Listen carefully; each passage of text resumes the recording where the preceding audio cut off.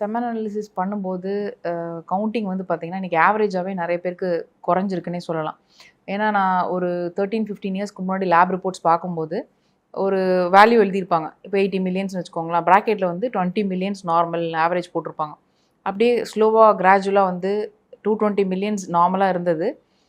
பார்த்தீங்கன்னா 180 millions, 120 millions, 80 millions, இன்னைக்கு 45, 15 மில்லியன்ஸ்லாம் நார்மல்னு போட ஆரம்பிச்சிட்டாங்க. வேர்ல்டு ஹெல்த் ஆர்கனைசேஷனே ஸ்லோவாக அது வந்து குறைச்சிட்டே வந்துட்டாங்க. ஆவரேஜாக எல்லா மென்ஸ்க்குமே குறைஞ்சிட்டு இருக்கிறதுனால அது வந்து நார்மலாக ஆயிடுச்சு இப்போது. ஸோ இந்த மாதிரியான ஒரு சூழலில் நம்ம எதனால் அப்போ இருந்த கவுண்டிங் இப்போ இல்லை அப்படின்னு நம்ம பார்க்கும்போது டெஃபினட்டாக வந்து night shift. So night shift வந்து ரொம்பவே வந்து ஆண்களினுடைய ஃபர்டிலிட்டி வந்து பாதிக்குதுன்னே சொல்லலாம்.